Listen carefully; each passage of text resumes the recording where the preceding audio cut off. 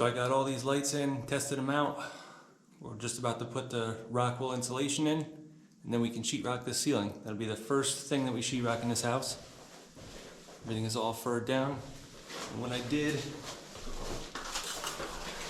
so a lot of you were worried about the thermal bridging from the beam. So I hung this ledger board down like 2.5 inches and just filled it up with solid closed cell spray foam. So that's all filled up. So now there's no thermal bridging because the top of that beam touches the concrete, and then from there it's just concrete. So thermal bridging can occur there, so I wanted to make sure I got a few inches of foam there. Otherwise you get condensation and thermal bridging, so you lose a little bit of heat. But now that's not thermal bridge there, and we're coming down with another 6 inches of the rock wool insulation here. So all that together ties it in to make a nice junction right there between the two cold and hot spots. Okay, maybe I did. Okay. Yeah, perfect.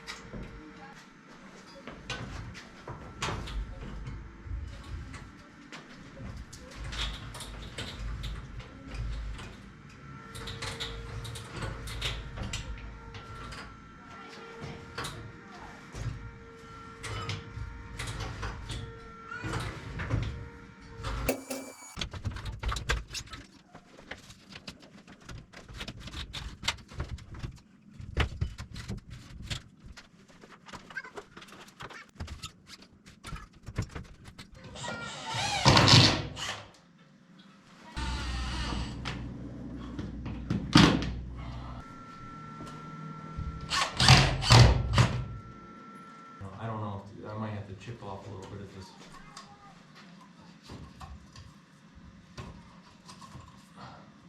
Nope.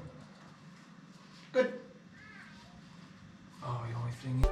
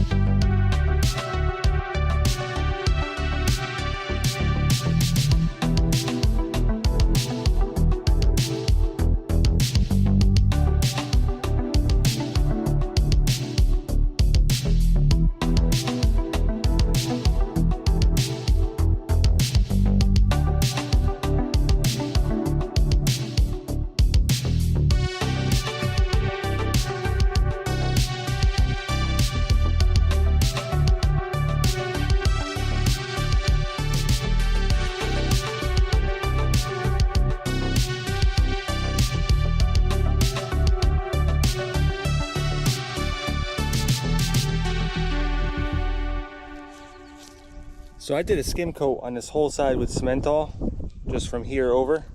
So now this is ready to paint. I also pressure washed it off when I was done, because it's got like little bits of granules and stuff from the Cementol. But it's good to go now, and I'm gonna paint this whole section in. And then I'll do the same thing over here.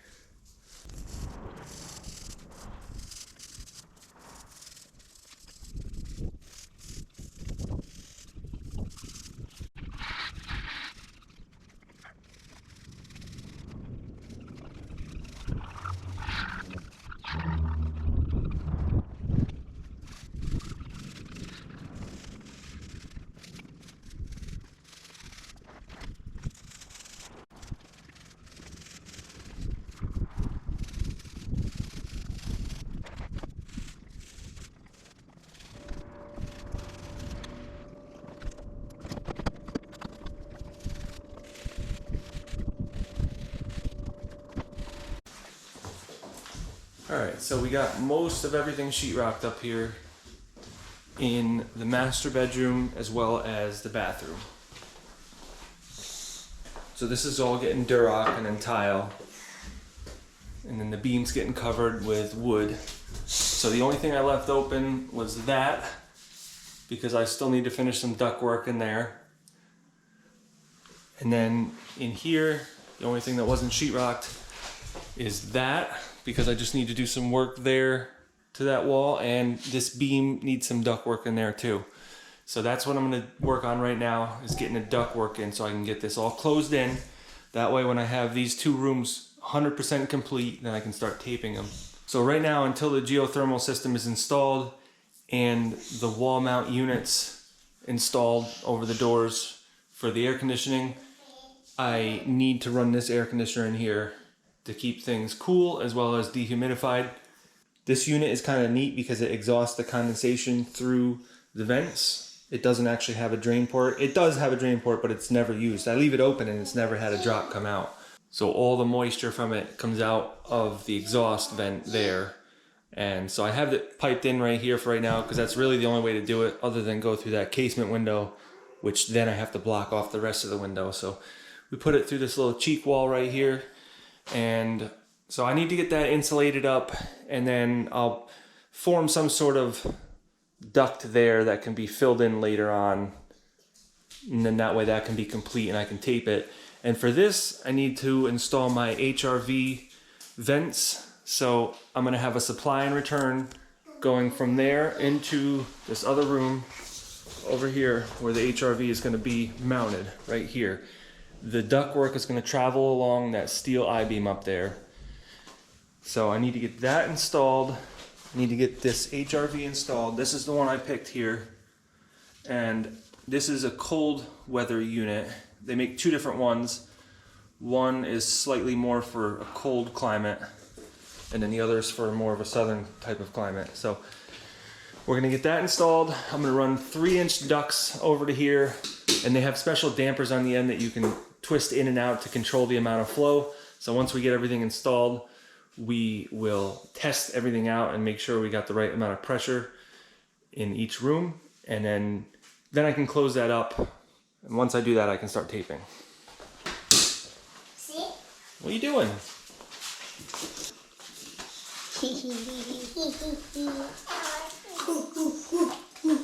Last night we got about 3 inches of rain, so I still haven't gotten the roof completely sealed up, but I did make a lot of progress up there. I'm not really filming it because it's kind of the same thing over and over again, but I'm only a day away from sealing everything up 100%. So all I need is a nice day that doesn't have any rain, and I'll have that 100% done.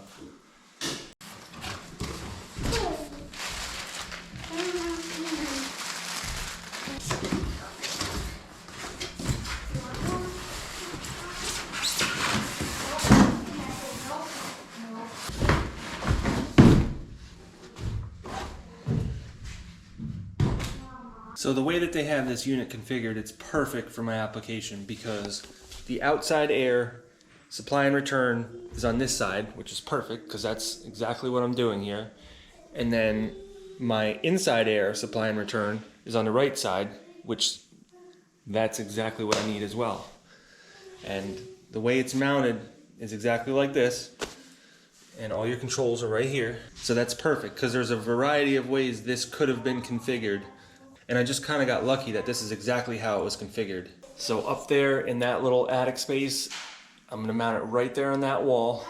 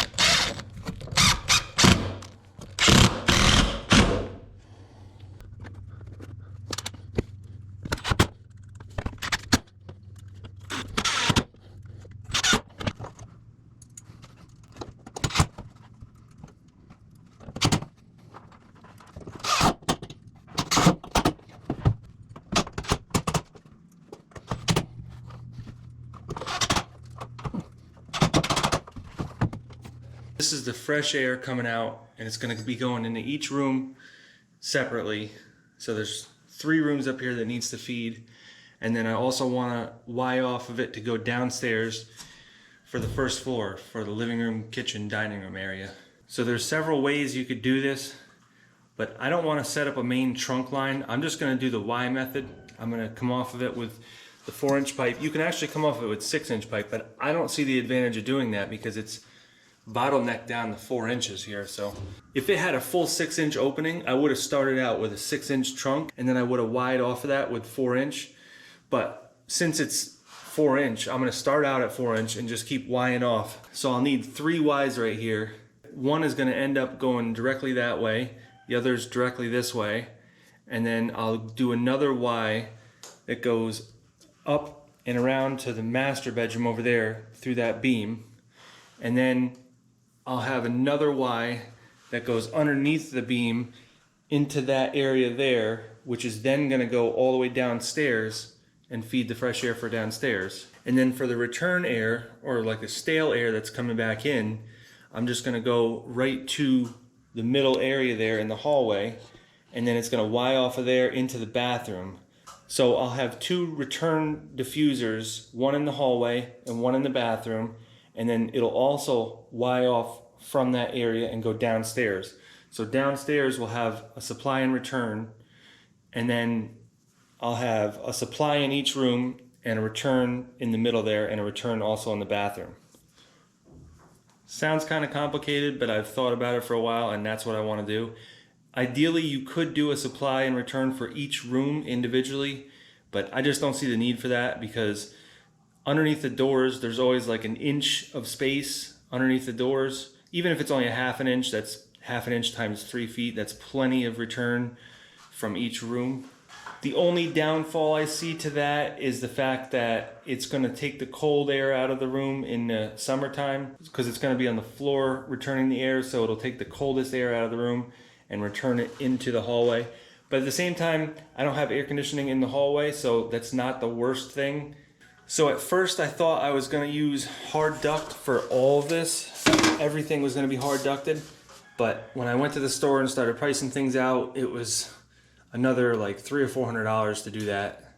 And on top of that, if you look at like the best system you can put in a house, it's a Zender system.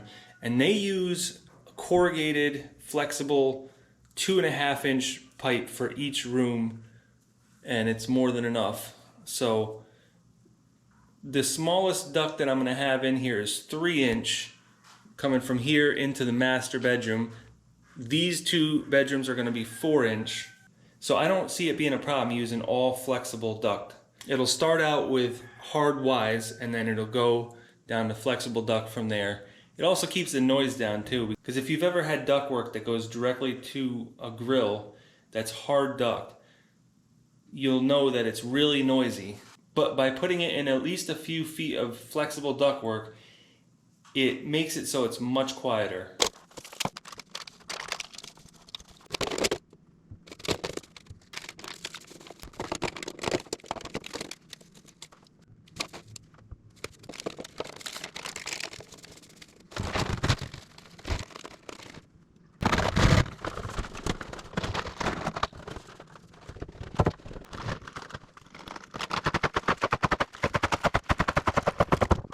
So I got these adjustable diffusers, and I got them with these little elbows. I think these are called takeoffs. And basically it just goes in here like this. And then this is like an oval shape, and it fits inside of a 2x4 wall, which is not totally necessary in my application, but I did want it a little bit thinner here. So this is where the supply air in this room is going to come from. And since it's already got the elbow on it, that's good, because otherwise you got to go around that elbow with the flex duct, which I think this is more efficient to go around the corner with. So the only thing about this is they didn't have a 3 inch diffuser or a 3 inch elbow, so I just got to adapt this to 3 inch. But basically, you just screw that onto a stud, like if the stud's right here, you just screw that into it, and then it's held in place there. And then once you get the sheetrock on and you tape and paint, I guess, then you take this and you put it on afterwards, and it covers up everything. So it's a nice clean installation.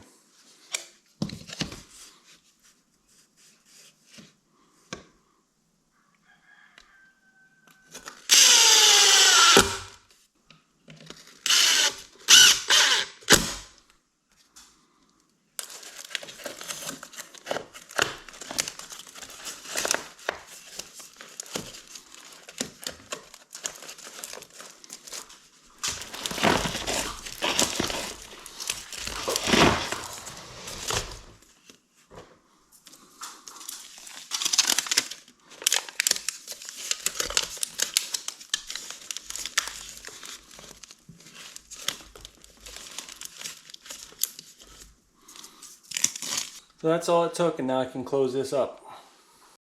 So they give you this 90-degree takeoff, but they also have a straight takeoff here. And this one, you can either mount it on the face or on the side, and then it takes straight off.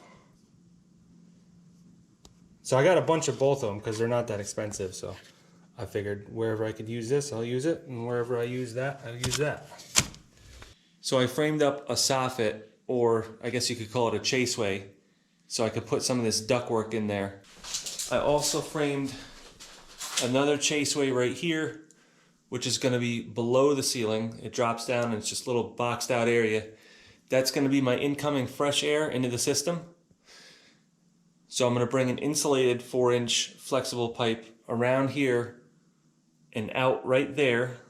And that's the north side of the house. So in the summertime, I'm not going to get beating sun on there. So there's never any sun on that side. So I'm never going to get real hot air in the summertime, which is exactly what I wanted. It's going to exit underneath the overhang right there, so it'll never see any rain. It's going to be above the roof line that goes down like that by about 2 feet, so it shouldn't see too much snow. So now I got to feed that pipe from that side up and around and into there and out. And I'll use one of these fancy elbows that I got for the rest of the vents. just because it's something that can't rot, and I can mount it because it's got a flange with some holes in it.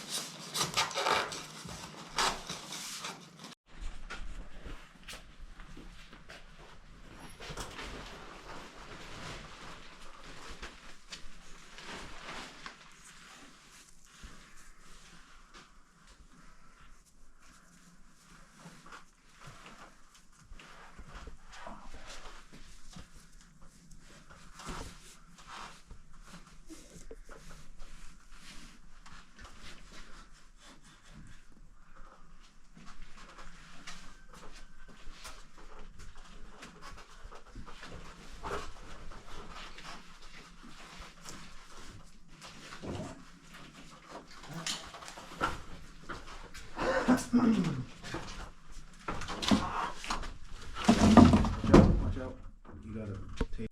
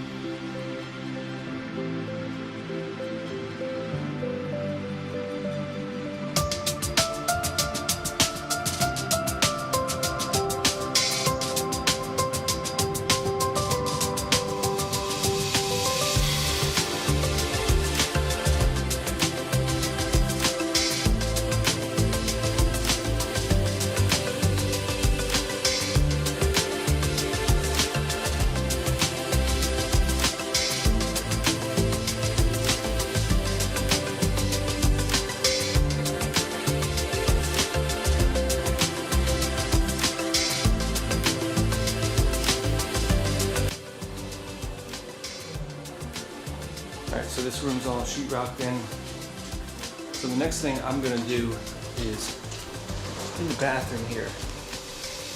I'm gonna put some self-leveler on the floor, and then I'm gonna start finishing this bathroom.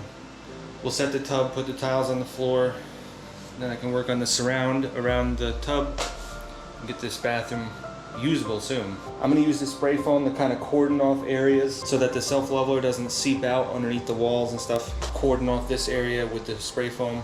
That way it doesn't go into there.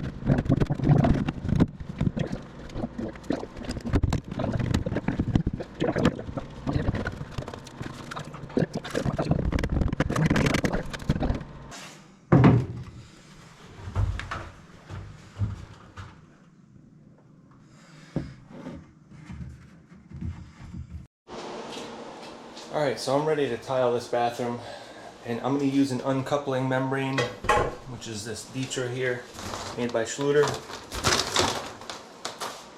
You could set these right on this self-leveling underlayment and use a modified mix, but this is good insurance here. I just figured if any cracks formed in the concrete, it's going to show up through the tiles. It'll either crack the tiles, or at the very least you'll get a cracked grout joint. Probably not likely, but just in case, it's better to use an underlayment like this. So the plan all along was to use a wood looking tile in here for the floor and then match it with the wall tile above the tub. But when we got to the store, we started changing our minds, and we ended up with this tile, which is a 12 by 24. I believe it's porcelain, and it's like a granite looking tile. It's going to darken up this room a lot, especially with recessed lights, because these lights basically shine down on the floor and kind of rely on the floor to reflect the light back. But at the same time, some of the light does hit the walls, so that should reflect the light all around. We'll be sure to paint this like a nice white in here, or like a very light gray, So that way it stays lighter in here. It'll be lighter than it is right now because these walls are pretty dark with this blue board here. So I think the plan is going to be to use these for around the tub as well. We'll see how they lay out. They actually seem like a pretty good tile. They're made in the US, and if you look down the side of them, a lot of these big tiles, they got a big curve to them, but this one doesn't have it, so that's good. We'll see how uniform they are as far as like square and uniform in exactly the same length. And they are tapered on the edge. They're not as tapered as I'd like, but they're tapered enough. Some natural stones don't have any taper at all. But these were actually pretty cheap too. These were like $2 a square foot. So we were looking at some of them that were like upwards of $20 a square foot. And in a small bathroom like this, it's not a lot of extra money, but still, when you start adding up the tub and everything, you could be an extra $1,000 into this bathroom having a tile like that. So I think this will work out pretty good. So normally, if you were going over top of concrete, you can evaporate water into concrete and it'll disperse the moisture. But because we use self-leveler here, the primer with self-leveler is a moisture barrier and it won't let any moisture go through it. So to set this detra down, you technically need a modified mortar, but because we're not able to soak moisture into the floor very far, like it'll soak in just the amount of the thin set and that's it, but it can't go past the primer. So you need to use an unmodified thin set to put this detra down. And if you look on the Schluter website, that's what they say. In most cases, you're going to use a modified thin set to put down the detra. Modified thin set requires evaporation to cure. And if you have a moisture barrier underneath of it, it can't evaporate. Not very fast anyways. You could probably do it if you waited a few weeks before you tiled over top of it, but nobody has that kind of time. So like I said, if I was just putting it on the concrete, I could use a modified thin set because then it can cure through evaporation into the concrete. An unmodified thin set cures by a chemical reaction and it doesn't need to evaporate. So that's why you use an unmodified thin set on top of the detra between that and the tile, because it's sandwiched between two waterproof layers, or two moisture proof layers anyways. So an unmodified thin set would work because it only needs a chemical reaction to cure. It doesn't need evaporation like a modified thin set would need. So 90% of the time when I'm using detra, I'm going to be using a modified thin set underneath of it and then an unmodified thin set on top of it. But in this case, we're using unmodified for everything. And it's only because of the primer that you use for the self-leveler. If for some reason you skipped on the primer, then you could technically use a modified thin set because then there's no moisture barrier. And you can confirm that that primer is a moisture barrier because if you put some on this floor and let it dry and then you put water on it, the water will just bead right up.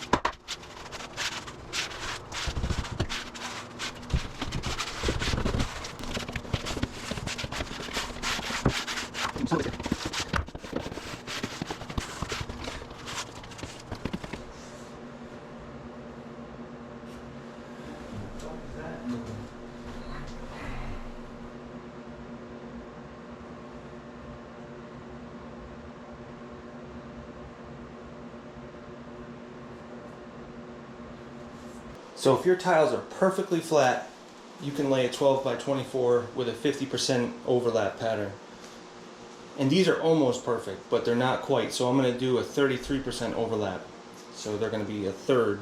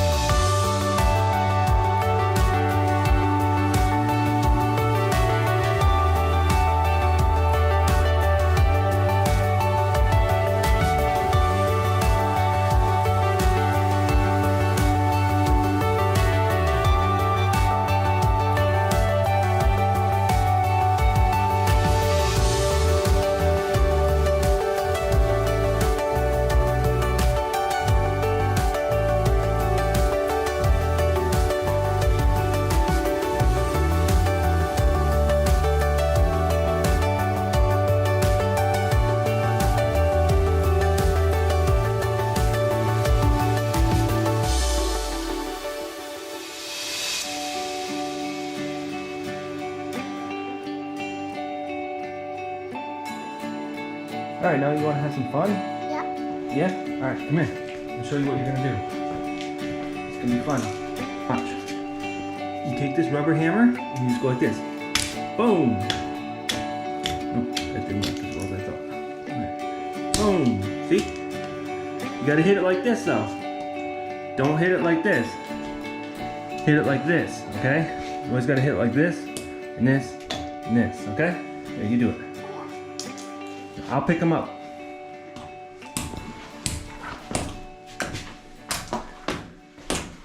Good job.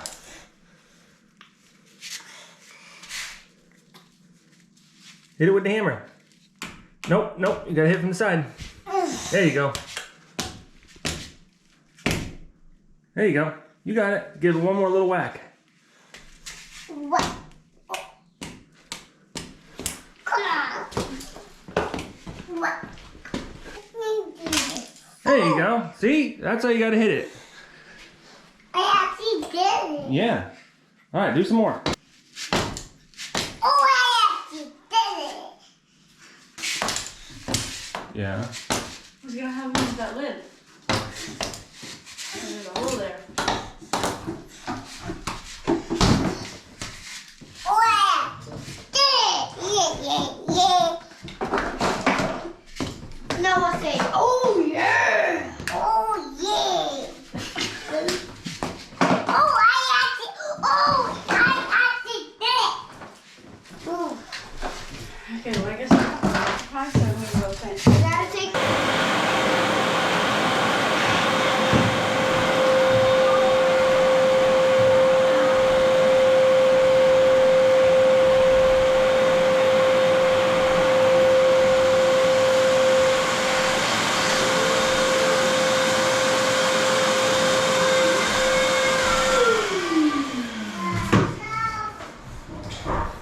What's this?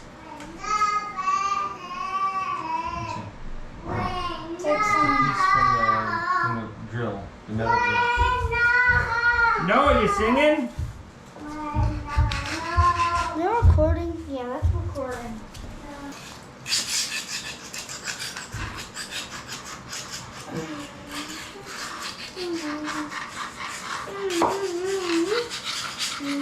This floor looks pretty good. I really like the color.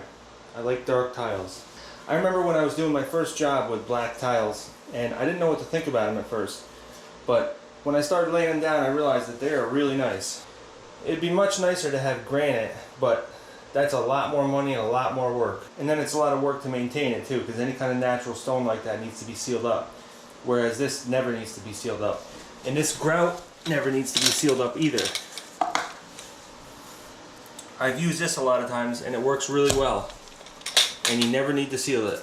Which is nice because most people would never take the time to seal up the grout joints after it's done the first time.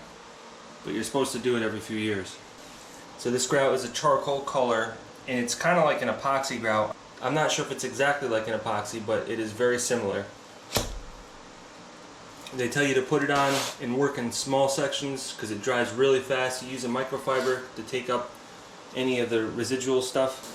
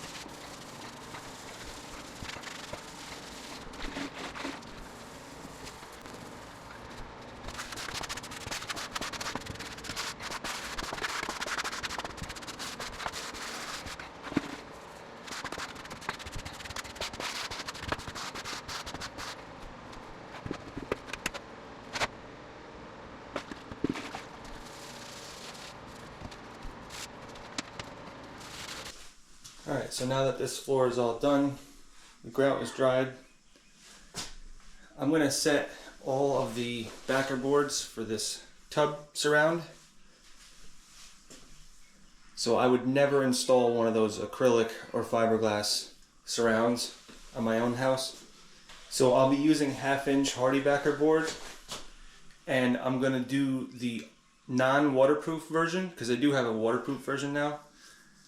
But I'm going to be using the same waterproofing that I use on the roof, the Semco Works, because it's also a liquid membrane for tiles. So I'll be using the fabric in the corners, and we'll be putting 2 coats of that Semco Works on here.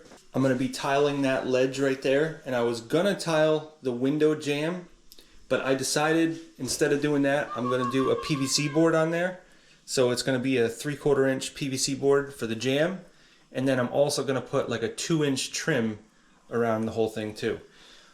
Originally what I was going to do is use the Schluter profile pieces on the outside here, and I was going to tile up to that, make it look nice all the way around, but that's a lot of extra work, and right now if I can save some work, I'm going to do it because I'm not cutting corners. I think the PVC trim is still a good idea because it gives it like a little bit of a buffer, because these windows are going to get cold.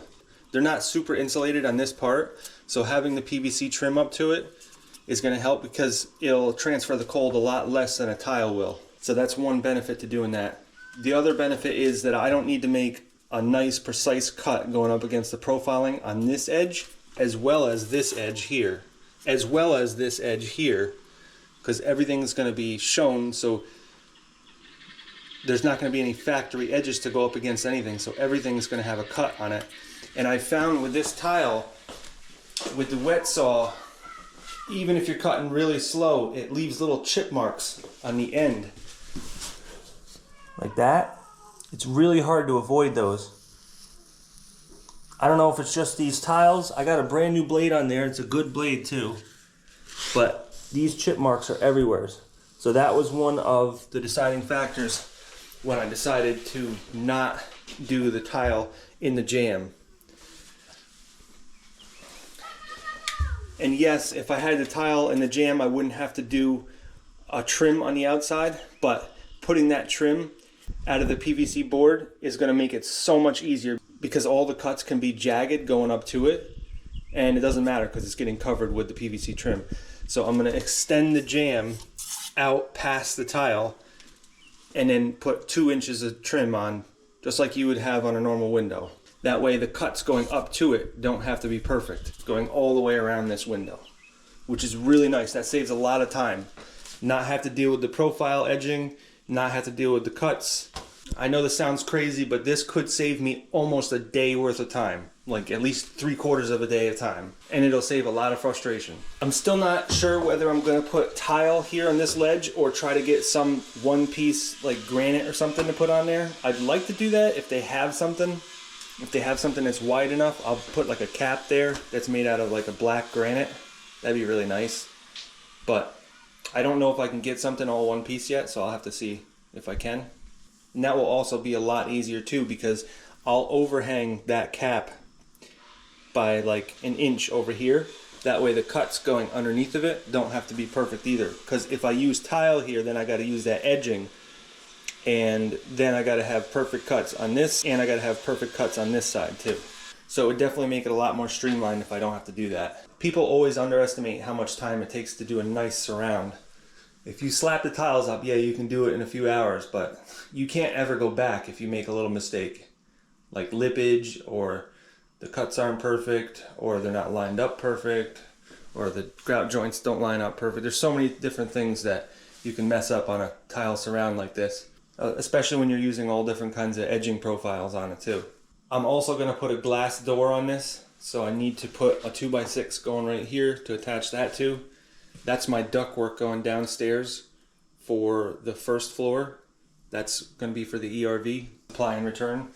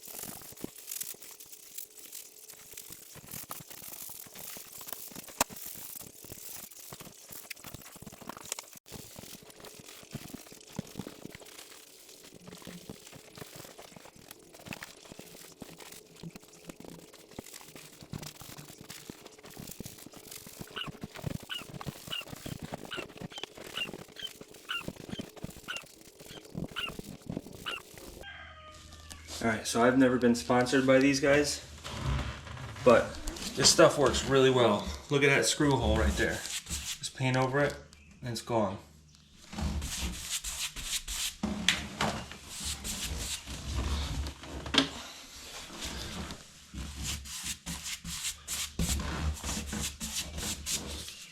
You can use a roller for this too, but after using this so much, I've realized that a paintbrush is actually better, because the roller kind of takes off some of the paint in the crevices and cracks and stuff, whereas if you use a brush, it leaves it in there. So what I'm doing is getting a first coat on everything, and I'll let that dry, and it'll be dry before I'm even done.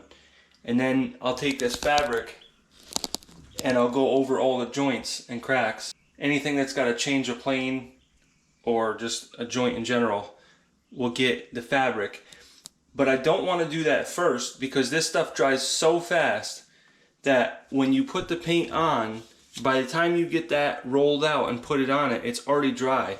And that's because this HardieBacker board absorbs it instantly.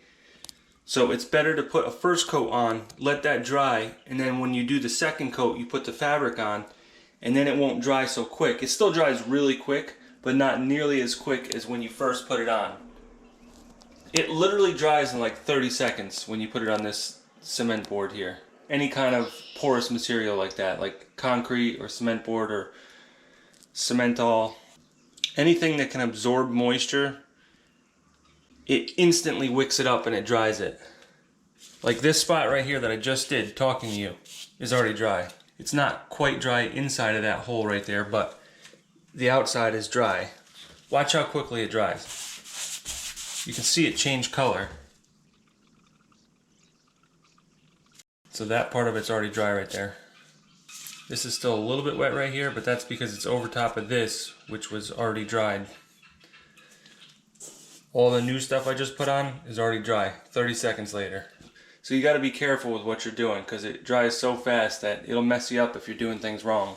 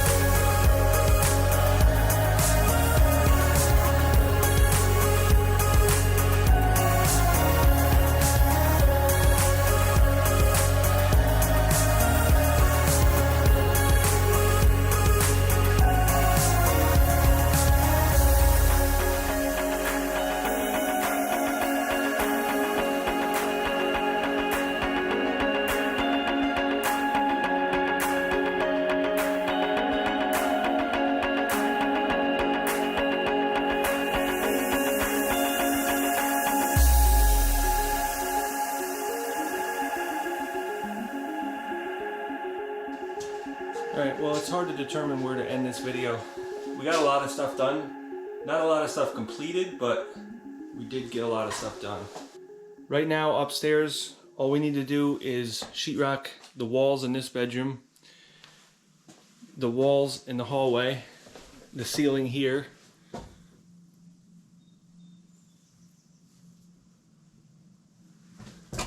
and then the walls in here, the walls going downstairs.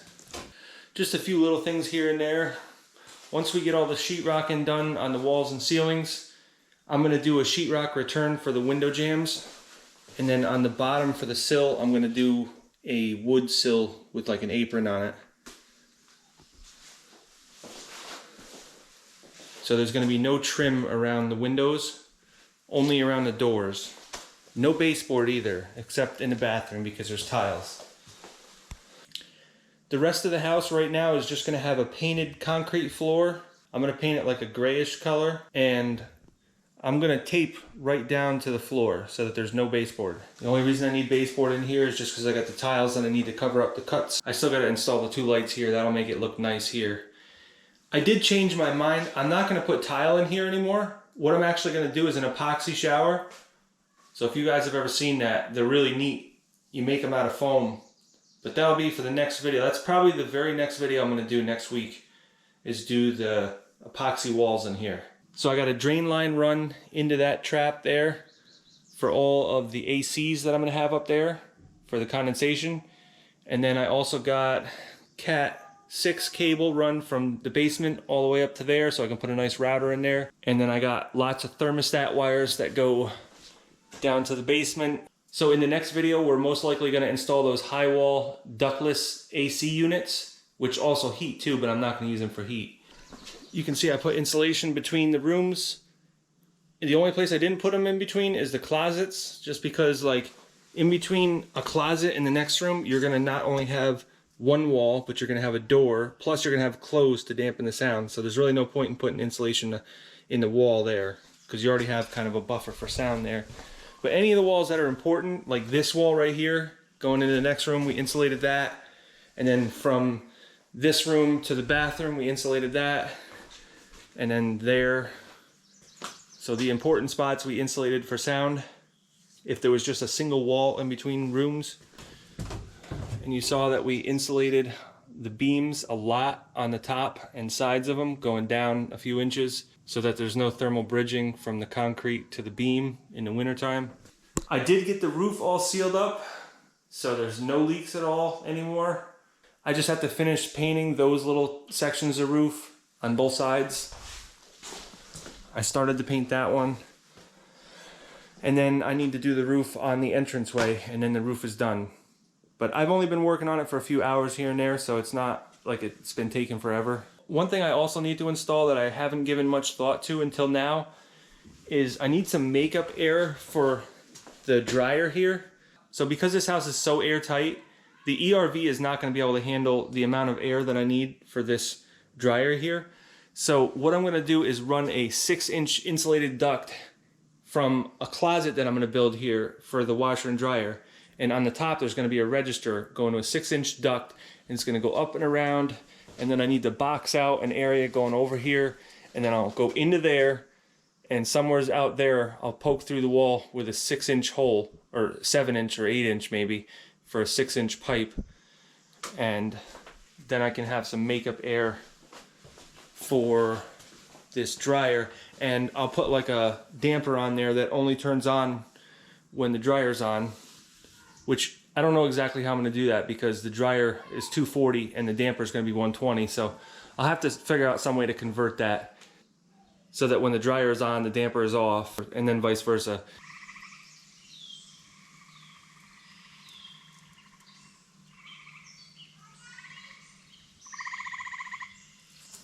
So this video's been going on so long that when I started it, there was no leaves on the trees, and now we got full leaves on the trees.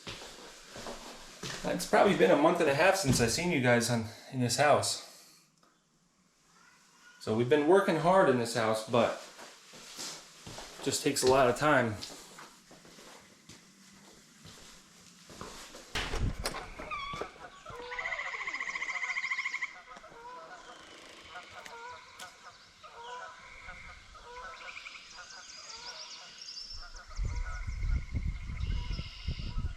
Lots of birds around here.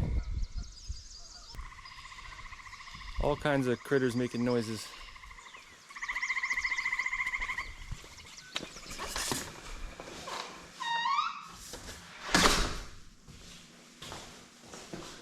One slightly big change I'm gonna make here. There's a lot of people that commented about not having a bathroom on the first floor. So what I'm gonna do is make a powder room right here. So I'm gonna reframe this so there's a door here. And then, I don't know if it shows up on camera, but the wall is gonna go at a 45 like this so that you can still get to this window. And then I'm gonna frame out a little closet right here. So I don't know if you can imagine that, but 45 on the wall, closet there. That way this window has still full access. You can walk like, there's like 4 feet here in front of the window, so we're not blocking the window. That window will become part of the bathroom. And I had to jackhammer out the floor, which was not exactly easy because I had to map out the whole floor. And actually the way I did that was I had a drone shot, an overhead drone shot of just before we poured this floor, like when the concrete truck was showing up. I did a quick drone shot and I had everything all laid out with the PEX pipes for the radiant heat. So I was able to map out exactly where things were so that I didn't hit the PEX. So I was able to get a 4-inch hole right there for the toilet.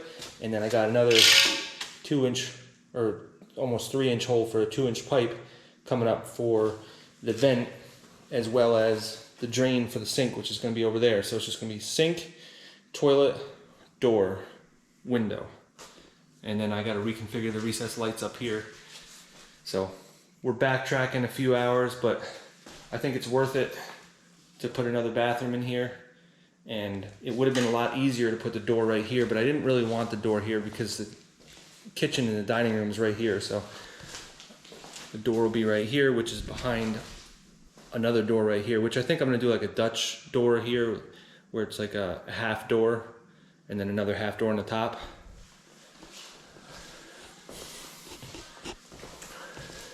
So I had to do a lot of thinking to get this to work, but I don't have to backtrack too much on it, just a little bit of framing and sheetrock and then messing around with these lights. And then I have a half bath up here anyways, so then I'll have a half bath here, a 3/4 bath in the basement, and then a full bath on the second floor. So I'm actually really excited about that because I did always want a bath on the first floor. It just didn't really fit. And it still kind of doesn't, but I'm gonna make it fit. I was always planning on putting an addition on that side, but you know, that may be several years down the road. So it's good that we have at least a powder room here for now. You can see we got no shortage of lights here. I'm leaving them hanging down just for the taping and painting and stuff, which will be in the next few videos. I always do a dustless taping, so I'll show you guys that. Maybe I'll make a whole video about it. Probably won't be a very long video because it's very repetitive, but I don't do any sanding when I do my taping, none whatsoever. Not a speck of dust comes out of any sheetrock that I tape at all. And that's something I used to do a lot of. I have thousands of hours doing taping. So I'm gonna be doing all the taping here. Nobody else is gonna be doing it, just me. So we'll go through that and I'll show you guys my tips and tricks for how to do taping without making a giant mess. But I think that's it for this video, guys. So I'm gonna keep plugging along at this and I will catch you on the next one.